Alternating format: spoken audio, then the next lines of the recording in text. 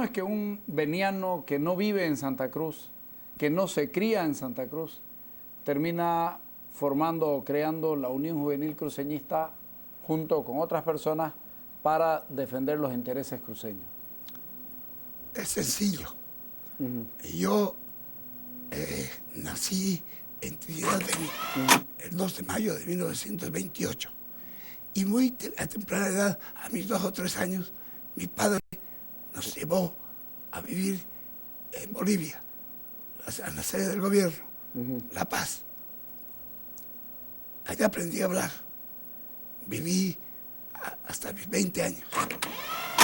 Entonces mi padre hablaba de las regalías petroleras porque el Beni tenía un porcentaje de ellas.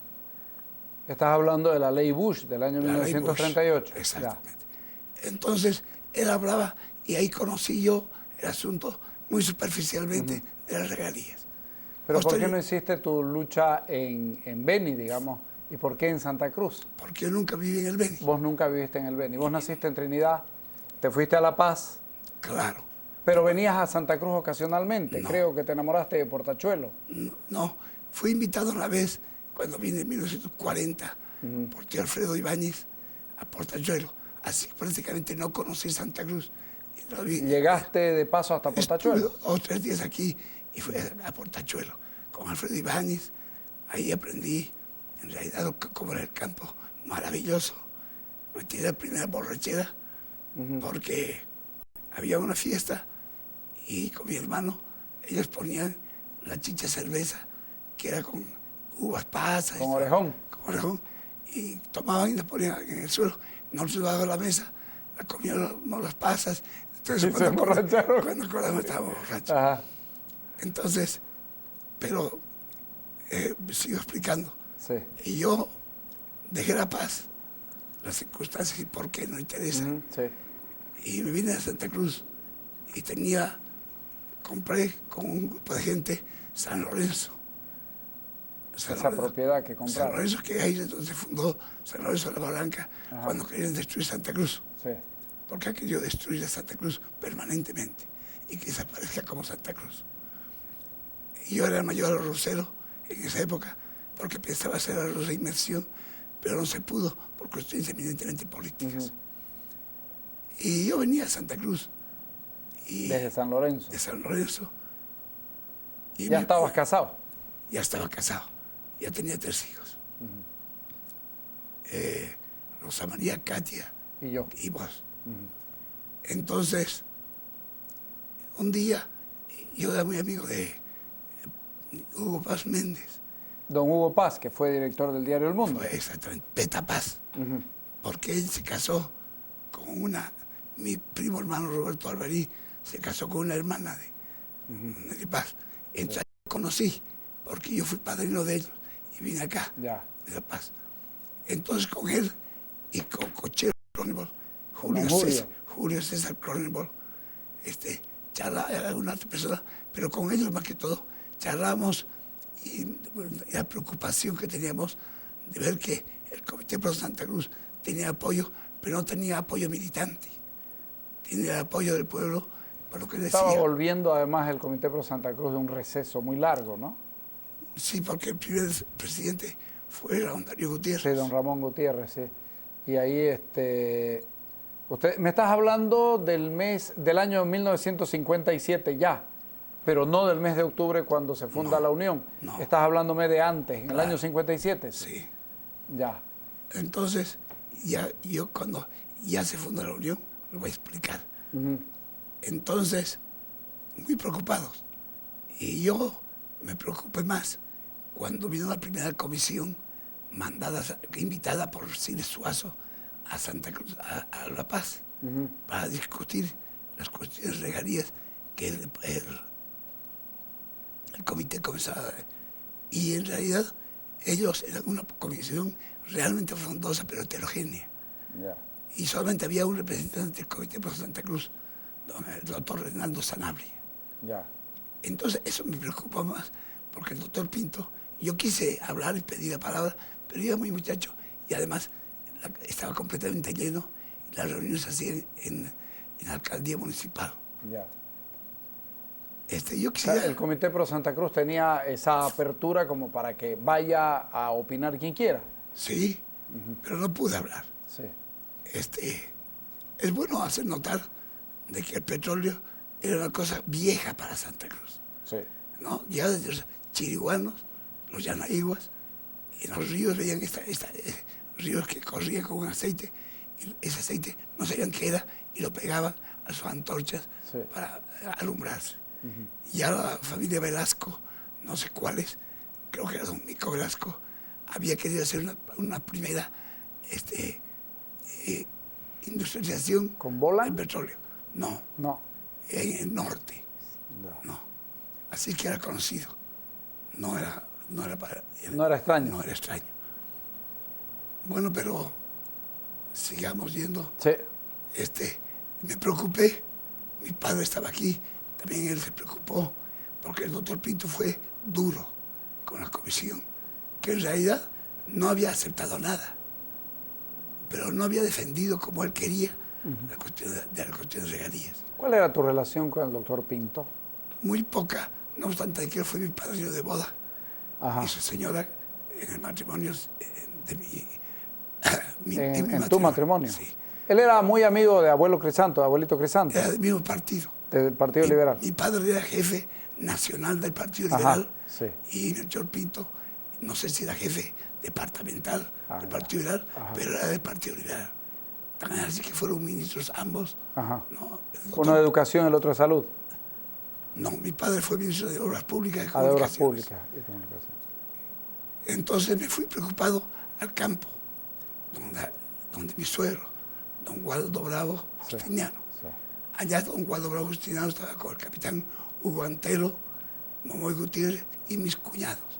Ya. Y comenzamos a charlar de este asunto y yo les dije que tenía deseo, como habíamos hablado con Cochero y los demás, de que tenía deseo de fundar una institución joven que pueda prestar apoyo militante al Comité para Santa Cruz. ¿Vos te acordás cuántos años tenías? 57, 28, 29 años. Debe que ser 53. Claro.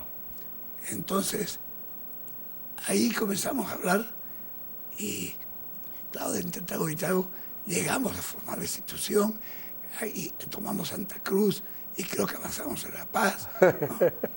Pero yo decidí ahí venir a Santa Cruz, a fundar una institución. Lo busqué a Toto Cortés, que era muy amigo mío, porque habíamos tomado parte en la revolución de 1946 contra el gobierno del MNR, y cuando después se colgó... ¿Cuándo Villarroel? Cuando Villarroel. Pero era el gobierno del MNR porque el país Claro. estaba allá. Entonces, hay que tener en cuenta de que, bueno, pero comenzamos a charlar y que había que fundar. Yo no conocía a mucha gente, tenía pocos amigos, porque yo había vivido 20 años en La Paz y 8 años al campo. No, 3 años estuve en el campo, Sí. pero yo me había venido aquí 50 y tantos. Entonces, él compramos un libro empastado y él me decía, acerquémonos aquí a y para pedirle su firma. Y Toto Cortés, que era amigo de todo el mundo acá, que era un tipo muy simpático, entramos al Club Social. Y entonces me decía quién me podía firmar, se acercaba y le explicábamos. Ahí lo conociste a don Pitungo Landívar. Llegó un momento en que llegamos a pedir la firma y a explicarle a Saúl Pinto. Ya. Y Saúl Pinto dijo, estoy completamente de acuerdo con que ustedes funden esto, pero no voy a firmar el libro. Y le voy a decir por qué.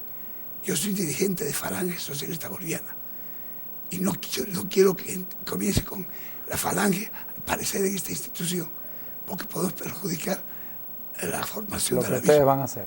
Me pareció formidable la manera de expresarse de Saúl Pinto. Y seguimos firmando, seguramente ahí conocí a Jorge Landívar. Landívar. Sí. Pero antes, nosotros se consolida la idea de fundar, porque hubo una kermés en el Colegio Basilio Cuellar en septiembre y asistimos con unos taitas Y hubo una especie de discusión cuando hablábamos de la fundación de la institución. Ahí salieron a apoyar la creación de la institución los hermanos Pareja, Ogier, Pepe y Nacho Pareja. Entonces, después no hubo pelea ni nada, pero hubo una discusión. Ahí yo también cimenté, porque vi que la juventud realmente no conocía. A mi vuelta del campo, y después de firmar, dijimos... Pero vos lo visitás a don Dionisio Foglianini también. Sí, pero fue después. A ver. Alguien dijo, ¿no será bueno consultarle al doctor Melchor Pinto, avisarle que se va a fundar esta institución? Porque puede ser que él lo quiera, porque ya había hecho correr la voz de que el doctor Luis Rubén Terrazas había querido crear un comité paralelo, cosa que era completamente falso. Porque fue un puntal además el doctor Luis Rubén Terrazas. Sí, fue conmigo a la sí, Paz. Claro. Los movillentistas estaban celosos del Comité por Santa Cruz. Los movillentistas eran enemigos de todo y ellos se consideraban dueños de Santa Cruz, principalmente Luis Sandoval Morón. Él creía y no creía, es que él mandaba realmente en Santa Cruz, hacía lo que le venía en gana. Él era dueño de Santa Cruz, dueño de la economía de Santa Cruz, inclusive, porque la alcaldía, la renta, las aduanas y todo aquello lo obedecían sus órdenes. Entonces ellos tenían sus celos. Pero yo dije, sí, vamos a visitar al doctor Pinto. Ahí al doctor Pinto fui a visitarlo, Toto Cortés, Jorge Landívar Gil, Julio César Cochero Cronenberg y yo. Le expliqué, lo explicamos, pero en realidad fui yo el que hablé más. Le explicamos cuál era nuestra preocupación. Le dijimos, usted tiene realmente el respaldo del pueblo, pero es un respaldo no militante. Es un respaldo que usted, más que todo, en artículos, en discursos, que no salen. Él tenía un respaldo de todas las mutuales. En esa época las mutuales eran muy fuertes. Era muy fuerte. No había movimientos todavía de obreros y sindicales, porque no había. Lo único que existía, si mal no me recuerdo, no creo que haya existido ni siquiera la cosa. No, se llamaba otra cosa, la dirigía don Virgilio Vega, pues. Don Virgilio Vega, Central de Trabajadores, algo así era el nombre. Y él en esa condición había sido electo diputado. Era muy poco el poder. Bueno, Santa Cruz tenía 53.000 habitantes. Imagínate que van a haber tantos asalariados obreros, sobre todo en una... Solamente existían en realidad los ferroviarios y los transportistas. Hablamos largo con el doctor Pinto, explicándole nuestros motivos y diciéndole que estamos dispuestos a hacer una lucha y que el comité necesitaba un brazo de acero que apoye realmente al comité militantemente, porque el pueblo no conocía qué eran las regalías. Ya. Él aceptó. Dijo, él acepta, sí, inicialmente acepta. Me parece que es muy interesante. Entonces yo le digo, bueno, es hora de retirarnos, le agradecemos mucho. Entonces usted vea quién va a ser el hombre que organice. Usted tiene 2 hijos y conoce a toda la gente acá. Entonces él me dijo, usted ha presentado el proyecto, organícelo usted. Y así nos animó. Y yo en realidad pensé que ese era un desafío. No, porque yo le dije, pero yo no soy conocido. Pero él me dijo, usted organícela. Entonces yo realmente dije, es un desafío. Entonces, a mí me gustaba siempre... ¿Un desafío personal o un desafío de Melchor Pinto? Un desafío de Melchor Pinto, pues diciéndome, si usted ha presentado esto, claro, sea capaz de hacerlo. Claro. Y a mí siempre me ha gustado hacer frente a los desafíos. Ya. Yo soy un individuo que me ha gustado siempre poner la cara de frente. Y decidí que debíamos fundar la Unión Juvenil Cruceñista. No, pero todavía no tenía nombre. Ajá. Entonces yo pensando, yo no conocía el asunto de regalías exactamente bien. Pensé en el doctor Dionisio Foglianini, un hombre que había defendido mucho a Santa Cruz y que fue en realidad el hombre que hizo la ley. El hombre que le metió a Bush.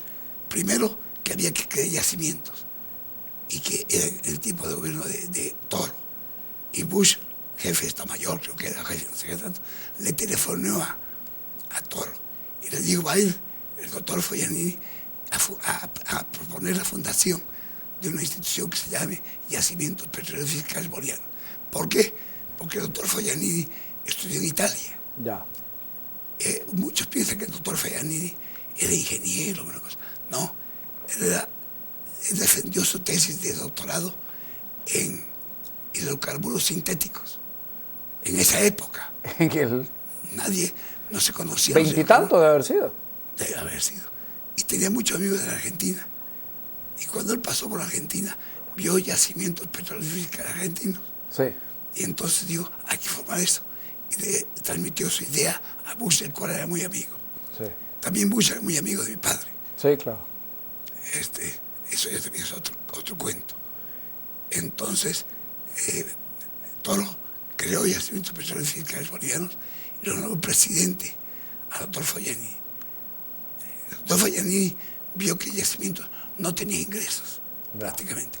Entonces se le ocurrió que se dicte una ley de monopolio, que solamente Yacimientos puede importar todo lo que signifique gasolina, diésel, todo lo demás. Carburantes. Carburantes.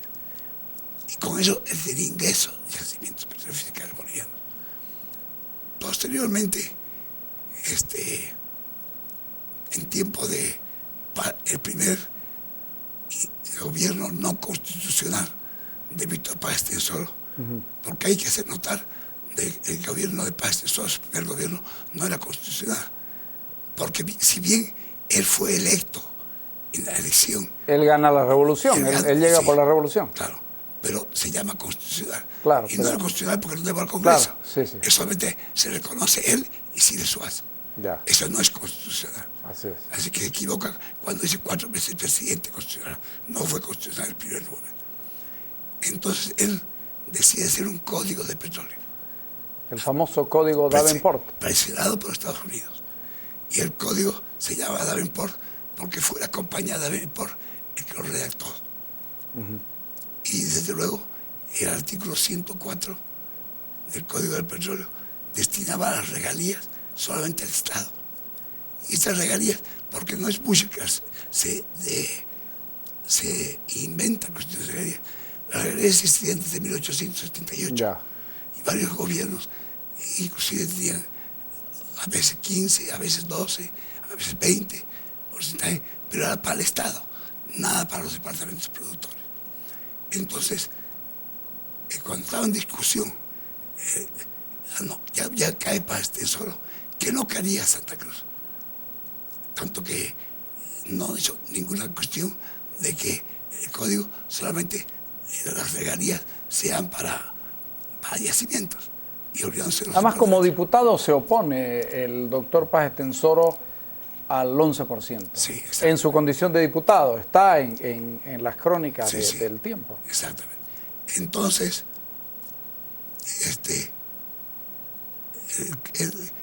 Bush le dice, hay que dictar una ley.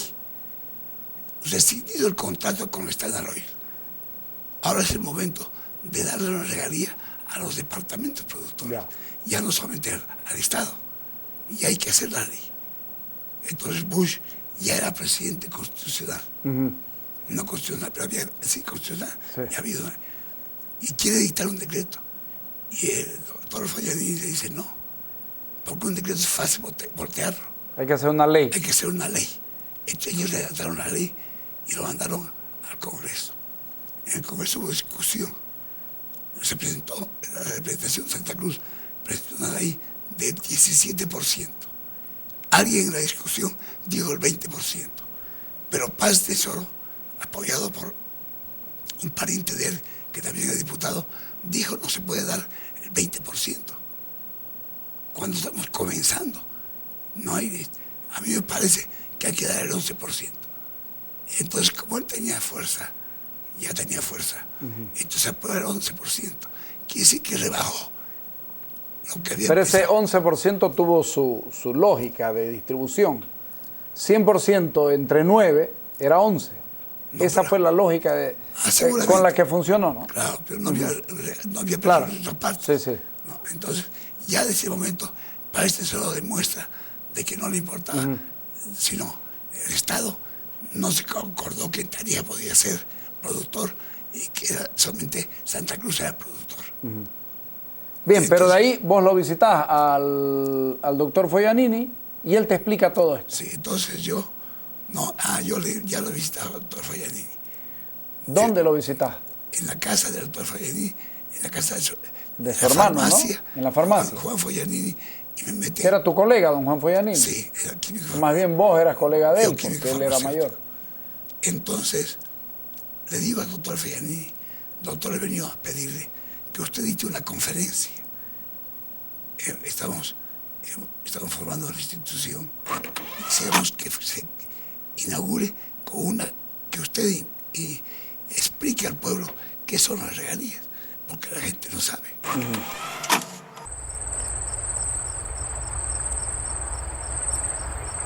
BID continúa innovando, firme y de la mano de Crown, representante y distribuidor exclusivo de BID para Bolivia.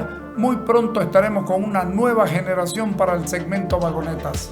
La nueva vagoneta SUV de nuevas energías creadas por BID, que convierte a estos vehículos en toda una revolución por la potencia, altas velocidades que alcanza y los niveles de eficacia.